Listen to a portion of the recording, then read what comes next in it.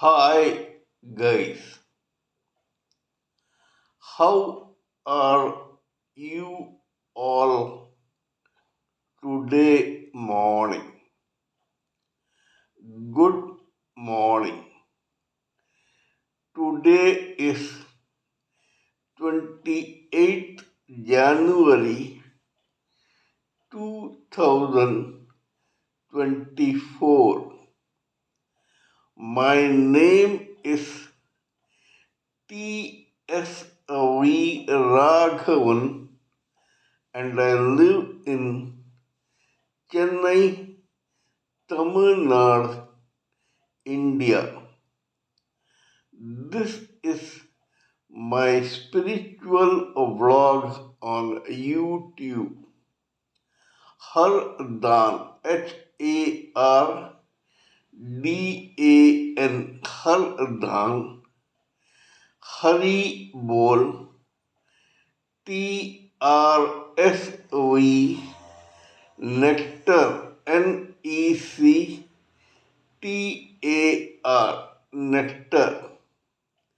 In this particular vlog, in all my previous videos, we have been trying to discuss and analyze the topics and knowledge plus information that we have gleaned through the study of spiritual books, scriptures, contemplation on the material universe, and meditation on the spiritual universe.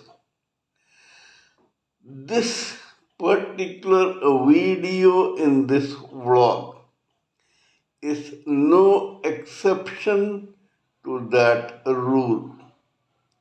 In fact, it is a mere continuation of all that we have been trying to do in all my previous videos. Kindly subscribe to this vlog and press the bell icon so that I may keep reminding you of all my past, present, and future videos. So let us continue with the topic of discussion for today's video. In the past few videos, we have been trying, sorry, we have been trying to discuss at length the term called mind, its working, how it works, why it works, and in what way it works in the psyche of every human living entity, whether male or female, in a lifetime in this material world. During these discussions, we discussed some case histories authenticating our own theories, opinions, views, and ideas. And during this process, we included one more term called karma or destiny. While talking about karma, we talked about the total storage of past unworked karma of a living entity, whether male or female, called Sanchit karma. We all know by now that a slice from this Sanchit karma is taken by every living entity to be used as a foundation for his or her next birth in a lifetime in this material world.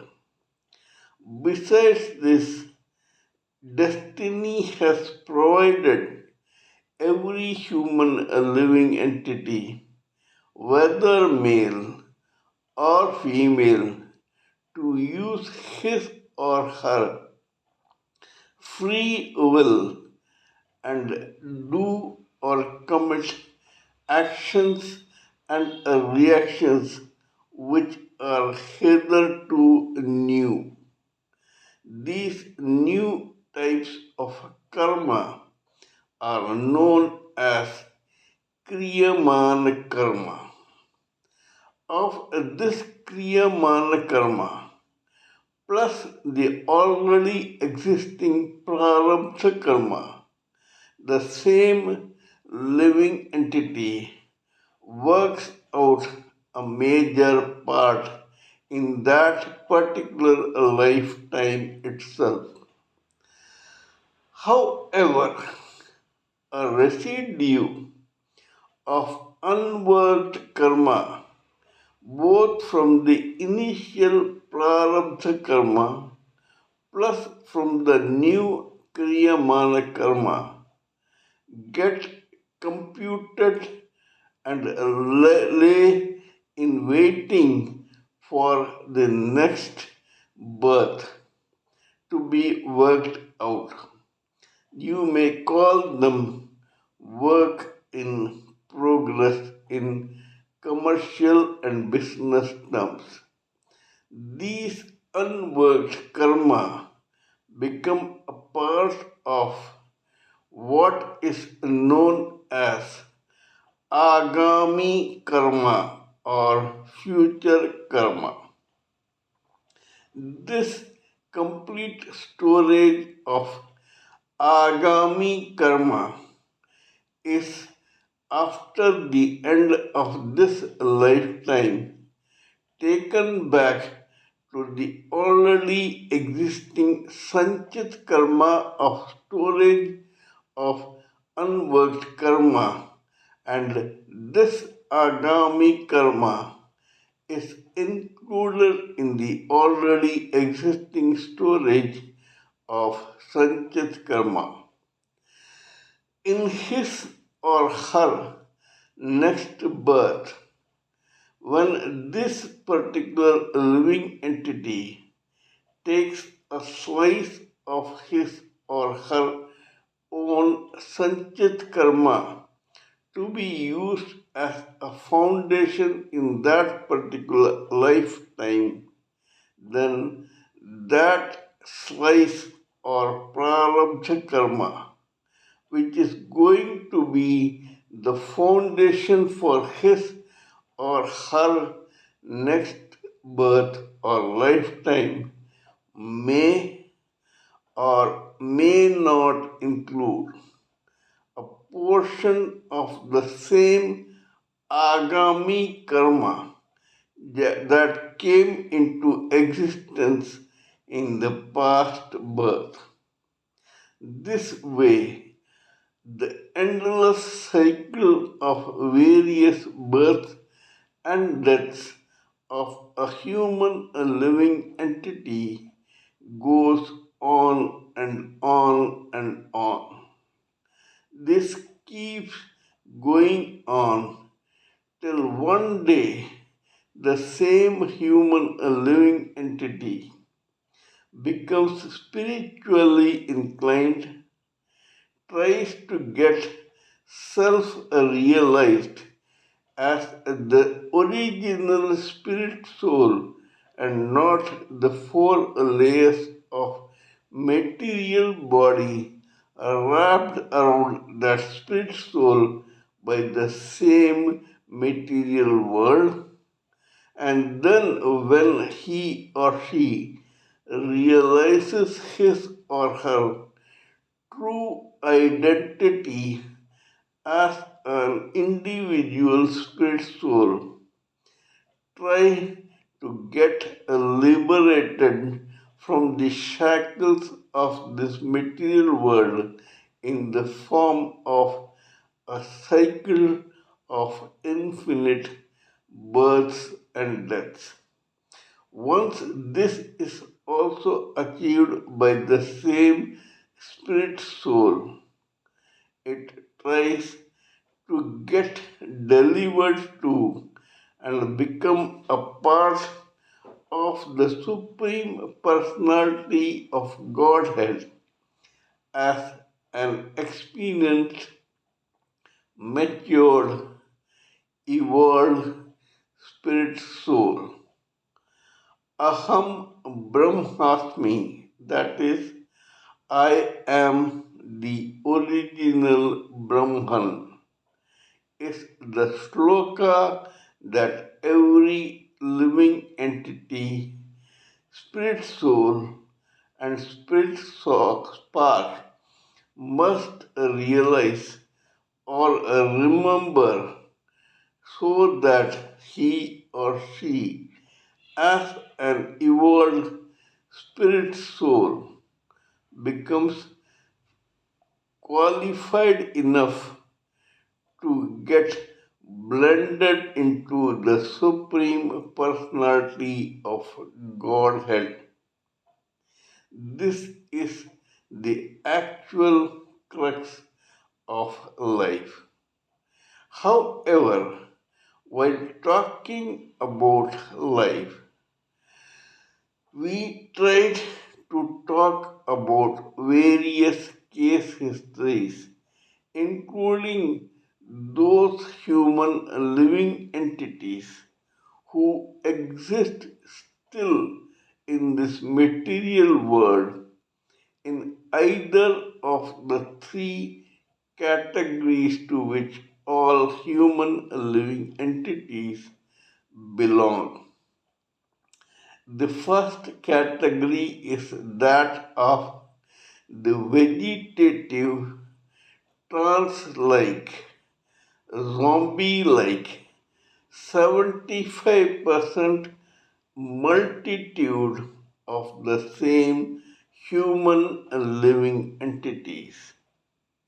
The second category comprises of 20% of the same human living entities, both male and female, who inadvertently or advertently gravitate towards the dark material forces which are existing in this material world and have been doing so for times immemorial. The third category can be called the chosen ones, and it is a very small 5% bracket of humanity which is positive in its approach, both material and spiritual, and which is naturally attracted to the positive forces of the same material world.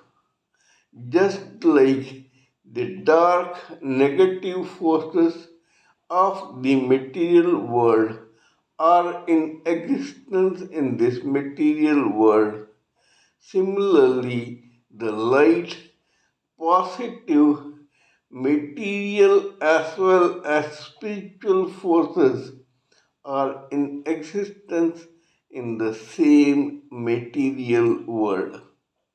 It depends on the choice of every human living entity to belong to the 75% mundane category, 20% dark negative category, or the 5% positive material and spiritual category. While talking about this, we also talked about the mind of every human living entity, whether male or female, and how it works to drive, regulate, and coordinate the lives of a particular human living entity. We all know by now that every human living entity, whether male or female, is bestowed with one individual mind of his or her own. Besides this, every human living entity, whether male or female, has his or her sanchit karma of unworked actions and reactions in his or her own journey in the seemingly infinite trail or journey of births and deaths. While talking about this, we began discussing about the case history of one Mr. Ferdinand Bokia, who happened to be those unfortunate ones who are forced to sail in two different boats at the same time in their lifetime. This guy originally or naturally belonged to the 75% mundane category. He could have lived a charmed life when he was vegetating in that 75% category. Yet this guy was so enamored with the 20% dark negative forces of the material world to which he was not fully qualified. This guy had to be satisfied with remaining in what is known as the fringe or twilight zone of the link between the 75% category and the 20% category. What happened to him and to others in this story has become the actual interesting crux of this case history. We all know by now that one who was totally qualified and saturated in this dark underworld was one living entity called Vito Genovese. This Ferdinand Bocchia was from the Twilight Zone. There was one very vulnerable and gullible businessman who, by design or by default, though belonged to the 75% category, got friendly with this Ferdinand Bocchia from the Twilight Zone. At the same time, there were two mobsters called Eddie the Hawk Rupolo and Gallo, who, though qualified for the dark negative forces 20% category, were not intelligent, conniving, or devilish enough to be at par with that Vito Genovese. In this process, we know by now how many shootings, cheatings, robberies, etc. took place in this particular case history in my previous video. By now we know that Eddie the Hawk Rupolo and Gallo made the dead body of Ferdinand Bocchia disappear after they murdered him under the order of the same awesome Vito Genovese. However, Vito went a step further.